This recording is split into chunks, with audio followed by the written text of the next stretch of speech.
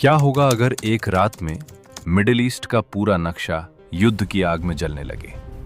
कल्पना कीजिए, रात का समय है, आसमान में सायरन बज रहे हैं और अचानक दर्जनों मिसाइलें आसमान को चीरते हुए एक देश की तरफ बढ़ने लगती हैं। ये कोई फिल्म का सीन नहीं है, ये असली दुनिया की सबसे खतरनाक दुश्मनी की कहानी है।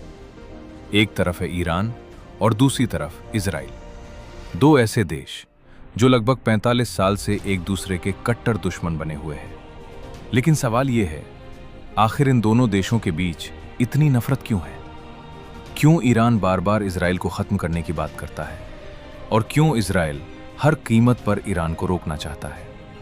क्या यह सिर्फ दो देशों की लड़ाई है या इसके पीछे छुपी है मिडिल ईस्ट की राजनीति, धर्म और ताकत की बड़ी जंग?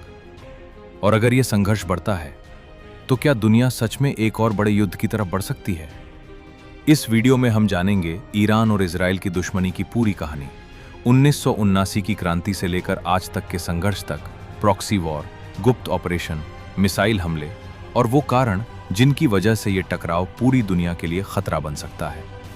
तो चलिए शुरू करते हैं मिडिल ईस्ट के सबसे खतरनाक संघर्ष की पूरी कहानी।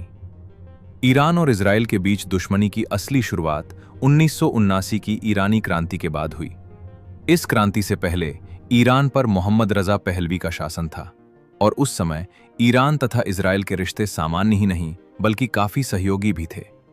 दोनों देशों के बीच व्यापार, खुफिया सहयोग और सैन्य संपर्क मौजूद थे। लेकिन 1979 में क्रांति होने के बाद रूहुल्लाह खोमैनी के नेतृत्व में ईरान में इस्लामिक शासन स्थापित हुआ। नई सरकार ने अपनी विदेश नीति पूरी तरह बदल दी।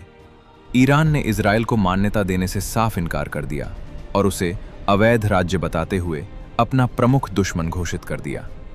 इसके बाद ईरान ने फिलिस्तीन के समर्थन को अपनी नीति का अहम हिस्सा बना लिया।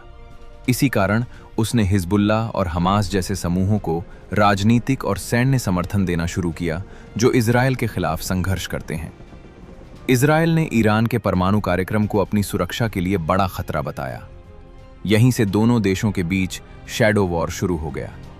यहीं से दोनों देशों के बीच राजनीतिक, वैचारिक और सैन्य टकराव की शुरुआत हुई, जो समय के साथ और ज्यादा गहरा होता चला गया। शैडो वॉर और प्रॉक्सी युद्ध क्या है? पिछले 20 सालों में दोनों देशों ने सीधे युद्ध की बजाय कई अप्रत्यक्ष तरीके अपनाए।